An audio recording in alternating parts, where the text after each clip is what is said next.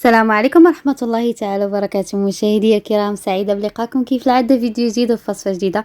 مرحبا بكم في قناتكم مطبخ عتيقة. كنتمنى يلقاكم هذا الفيديو وانتم في احسن الاحوال وصحة جيدة يا رب ان شاء الله. اليوم غادي نقترح عليكم كريب مالح اللي كيجي صراحة لذيذ بزاف، يعني كريب مالح معمر بالدجاج وعصير سريع وصحي. ان شاء الله يعجبكم الوصفات ديال اليوم وتجربوهم كيف ما العادة. على بركة الله نبداو في استعراض المقادير، من بعد منهم الطريقة. كنتمنى لكم فرجة ممتعة. بسم الله على بركه الله. باش نحضروا لي كريب غادي نحتاجوا نصف لتر ديال الحليب، نص كاس ديال الماء، جوج ديال الكؤوس ديال الدقيق الابيض، 3 ديال الحبات ديال البيض اللي كنكون خرجناهم من قبل، جوج المعالق كبار ديال الزبده اللي ذوبتها.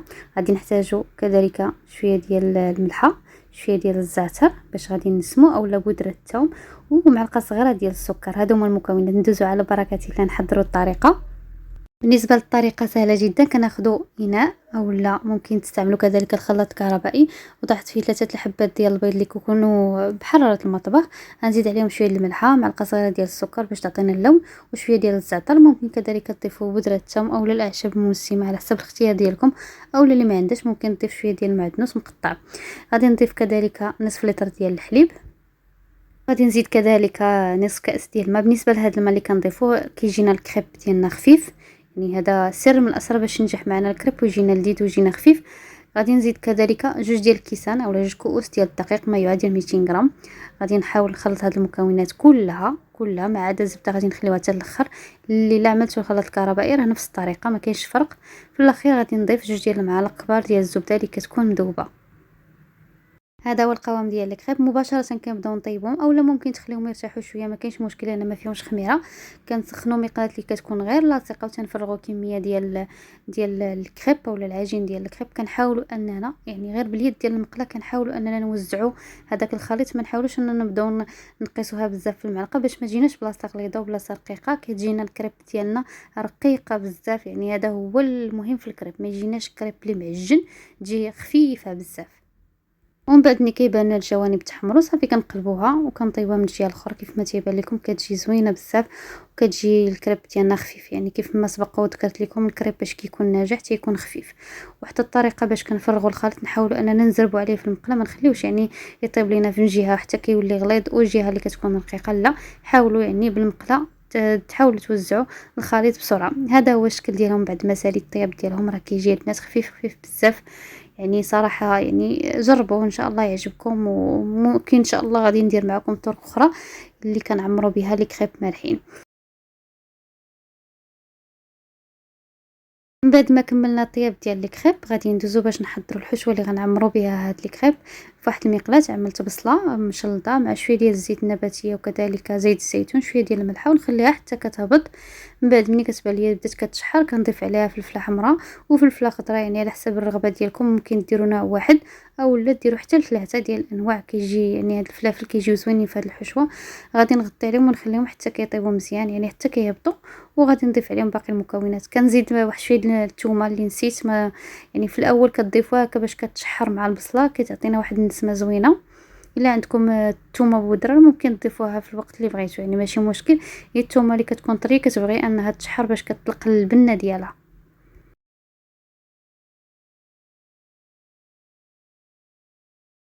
بعد ما تشحرات الخضره الفلفله مع البصله كنزيد الدجاج اللي كيكون مقطع قطع صغيره. الكميه كتبقى اختياريه، زيدوا على حساب الرغبه ديالكم ونقصوا. معلقه كبيره ديال القزبر والمعدنوس اللي مقطعين.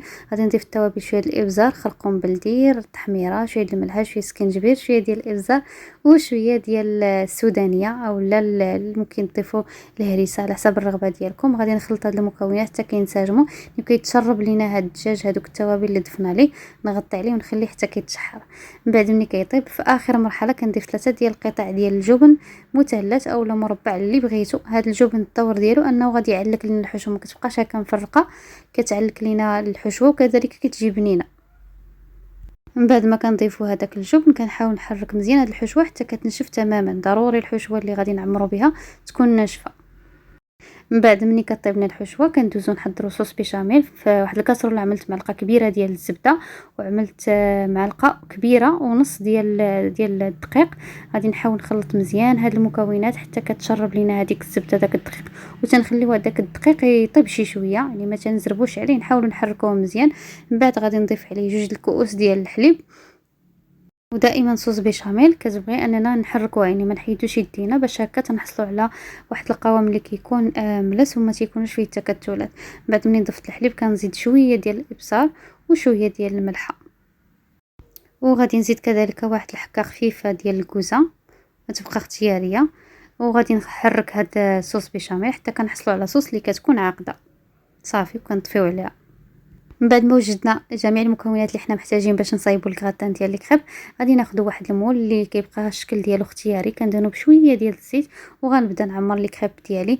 كناخذوا الكريب يعني داك الاسفل ديال الكريب هو اللي كنديروه، يعني كيكون قدامنا كنعملوا فيه معلقه كبيره حتى 2 المعالق كبار ديال، يعني انا عملت هنا 2 المعالق كبار باش يكونوا عامرين، وشويه ديال الفرماج احمر اولا موتزاريلا اولا فرماج مربع اللي بغيتو نتوما. وكتحاولوا انكم تلفوا الكريب ديالكم بالشكل ديال السيجار، يعني الشكل راه باين، يعني الشكل واضح. غادي نستمر بنفس الطريقه حتى غنسالي الكميه كلها اللي عندي ديال الكريب. ان شاء الله تجربوا هذه الطريقه لا في الحشوه لا كذلك الكريب كيجيو خفافين ورقاقين، والحشوه كتجي بنينه بزاف. يعني نوعوا شويه على الكريب اللي حنا مالفين كنصايبوا، هذه الطريقه هذه غيعجبكم بزاف لان كيجي بنين.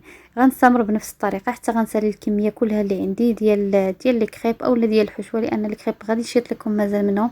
تقدروا انكم تعمروهم بحاجه اخرى، اولا ان شاء الله ندير معكم طرق واحده اخرى باش نعمروا الكريب مالحين ان شاء الله باذن الله.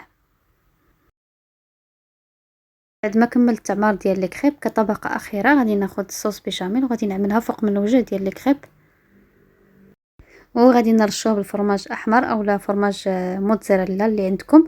غندخلوه الفرن اللي كيكون شاعل من الاسفل ومن الاعلى حتى كيتكراتينا وكياخذ داك اللون الذهبي، ونخرجوه باش نشوفوا كيفاش كيجي.